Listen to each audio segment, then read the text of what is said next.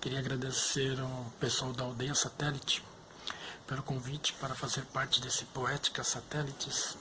É um projeto ambicioso, bonito, sensível, com o qual eles estão inaugurando esse ano de 2021 e que eu espero que seja super bem sucedido.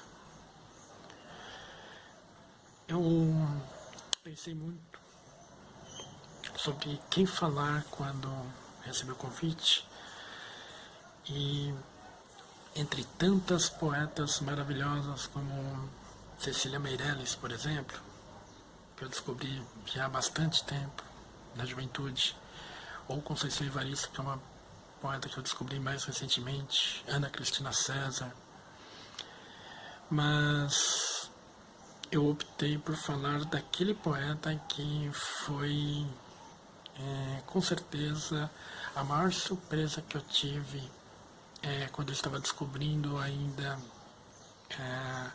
a beleza da poesia dentro da literatura, né?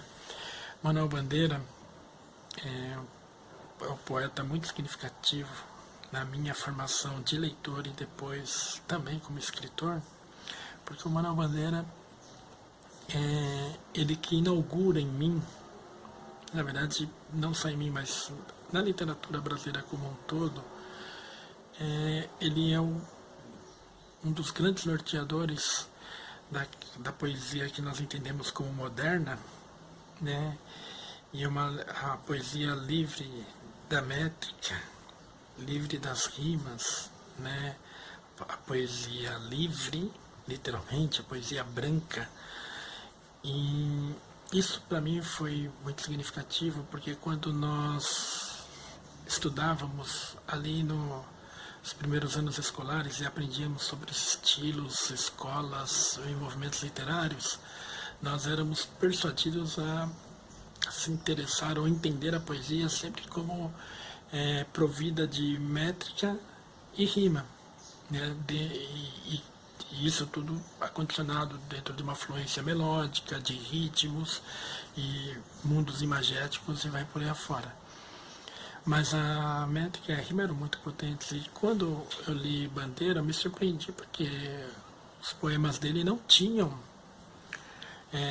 não careciam dessa necessidade.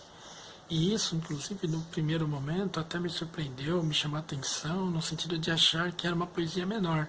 Mas, ao mesmo tempo, era incrível porque, assim, os poemas eram tocantes, aguçavam a sensibilidade da gente, você percebe, e era nítido e perceptível que a linguagem coloquial, a linguagem do dia a dia, ela também tinha uma substância poética que não era visibilizada, ou pelo menos não era explicitada nas nossas formações, nos cursos, na escola, mas que estava ali. E aí quando eu me deparei com esses poemas, e ao mesmo tempo que eu achava eles menores, porque não estavam dentro daquele conjunto de adereços que supostamente eram importantes dentro da poesia, eu via claramente que a poesia dele sobrevivia a tudo isso com a potência da palavra, com a potência do verso, né?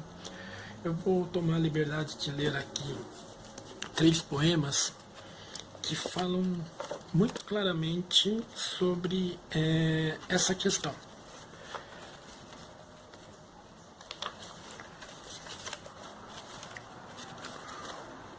O poema Momento num Café, por exemplo, está no livro, eu acho que é no Libertinagem, se não me engano. Isso, Libertinagem. O poema diz o seguinte, eu prestei bastante atenção. Quando o enterro passou, os homens que se achavam no café tiraram o chapéu maquinalmente. Saudavam o morto distraídos, estavam todos voltados para a vida, absortos na vida, confiantes na vida. No entanto, se descobriu num gesto largo e demorado, olhando o esquife longamente, Este sabia que a vida é uma agitação feroz e sem finalidade, que a vida é traição, e saudava a matéria que passava, liberta para sempre da alma extinta.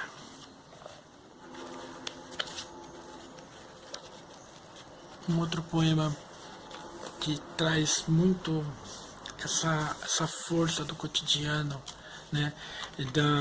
Da beleza das imagens registradas, mas que teoricamente passam em brancas nuvens, porque a gente às vezes não consegue perceber isso de forma consciente no cotidiano. Versos de Natal. Esse poema está no livro Lira dos 50 Anos. Espelho, amigo verdadeiro, tu refletes as minhas rugas, os meus cabelos brancos, os meus olhos míopes e cansados. Espelho, amigo verdadeiro, mestre do realismo exato e minucioso, obrigado. Obrigado. Mas se fosses mágico, penetrarias até o fundo desse homem triste. Descobririas o menino que sustenta esse homem. O menino que não quer morrer. Que não morrerá senão comigo. O menino que todos os anos, na véspera do Natal, pensa ainda que pode pôr os seus chinelinhos atrás da porta. E este daqui é o poema, um dos poemas dele que mais me impressionaram desde a primeira vez que eu li lá na juventude, e que até hoje eu acho extremamente elástico, extremamente potente em nos abraçar com um lirismo retirado das palavras do cotidiano. Amário de Andrade Ausente. Esse poema, se eu não estiver enganado, está no livro Belo Belo. Anunciaram que você morreu. Meus olhos, meus ouvidos testemunham. A alma profunda? Não. Por isso não sinto agora a sua falta. Sei bem que ela virá, pela força persuasiva do tempo. Virá súbito um dia, inadvertida para os demais. Por exemplo, assim, à mesa conversarão de uma coisa e outra. Uma palavra lançada à toa baterá na franja dos lutos de sangue. Alguém perguntará em que estou pensando. Sorrirei sem dizer que em você, profundamente. Mas agora, não sinto a sua falta. É sempre assim quando o ausente partiu sem se despedir. Você não se despediu. Você não morreu, ausentou-se. Direi, faz tempo que não o vejo. Irei a São Paulo, você não virá ao meu hotel. Imaginarei, está na chacrinha de São Roque. Saberei que não. Você ausentou-se. Para outra vida? A vida é uma só. A sua continua na vida que você viveu. Por isso, não sinto agora a sua falta. Olha como é potente e como é sedutor você perceber que, tirados da fala comum do homem na fila do banco, do supermercado, do posto de gasolina, nos encontros da feira ou da família reunida aos domingos, você consegue sacar, tirar versos que escritos com a sutileza, com a clareza e com a delicadeza das pessoas providas de sensibilidade, atingem a sensibilidade de outras pessoas de forma muito natural.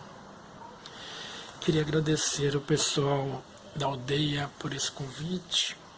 Eu fiquei muito contente e espero que essa breve apresentação possa ser realmente multiplicadora da obra poética de Manuel Bandeira, um dos poetas mais loquazes, um dos poetas mais significativos na minha formação, eu creio que na formação de muitas pessoas, e não só na língua portuguesa, na língua que nós entendemos aqui no Brasil, mas na língua universal, porque é isso que a poesia dele faz. Ele atinge o homem, a mulher, o jovem, a jovem, no universo todo, porque ele fala da existência humana, fala do lirismo, da beleza, né, e até das coisas não tão belas assim, mas que estão aí e que precisam ser vividas e enfrentadas diariamente.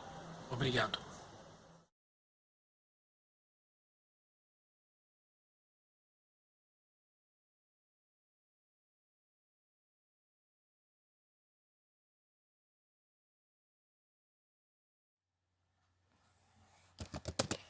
Tom tropical. Ao norte, o âmbar, que se percebe, persegue, insiste, puja. Não sabia meu estado. De Robson. Cruz. O é.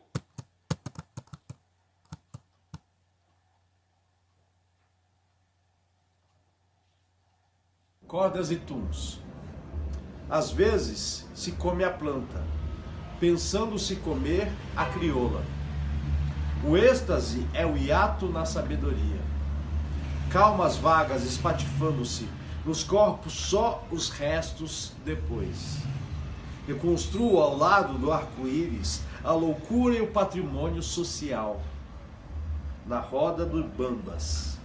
Só se dá 2, depois dos 15. A revolução do bicho-homem. Contra os fortes, contra a febre,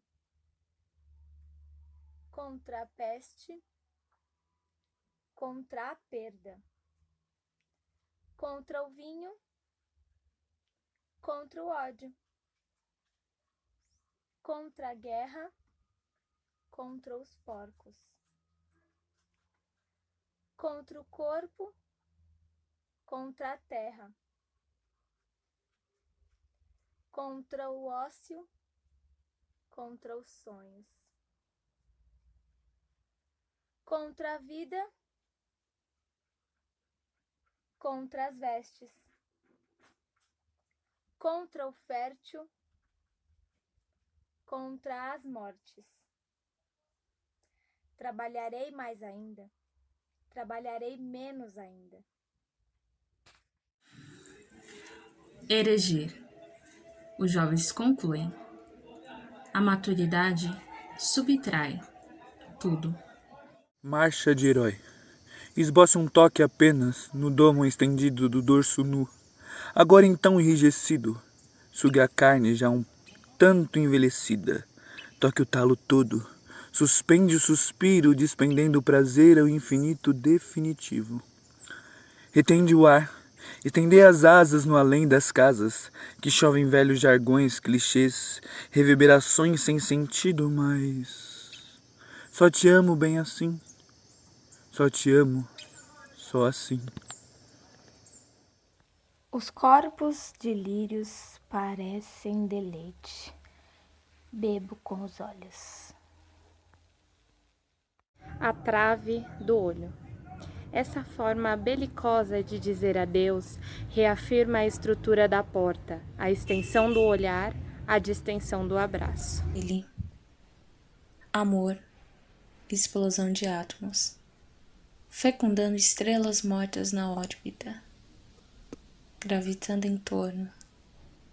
O meu coração. Amor. Rudimentos de dúvidas, pleonasmo. Dos efêmeros usuais. Amor de sinceridade macha. Amor, no átimo de deselegância nobre, espargindo primaveras na virtualidade dos cosmos. amor, indecência dum batimento, sofregando a baila música que divisa, eu. Amor, desestímulo de concordâncias que se suportam, mas se temperam na chuva suada do ambiente. Amor, resíduo calcário em solo de víndimas no querer entorpecer, para restar viver. Amor. Como beber. Porque o humor é forte e eterno, mais forte que a própria morte, que persegue a eternidade. Obtuso, tão tonto fico quando fico pronto, que fique em silêncio. Esse poema que não se acaba em mim. Rubrica. Os Estados Unidos da América, tocados pelos nobres ideais que movem a democracia, e os Estados Unidos do Brasil, levados pelo mesmo sentimento de seu irmão do Norte, impediram o poeta de dizer não. A mão da liberdade pesa, pois o olho descoberto da justiça é cego, e já que é proibido proibir, impedir o permitir torna o todo igual numa inédita rotina vária. Os Estados Unidos de qualquer lugar são uma mesma república de ser o que não se é e servir a quem não se vê. E seus poetas são ETs professorando fé nessa deusa improvável e demoníaca, a poesia.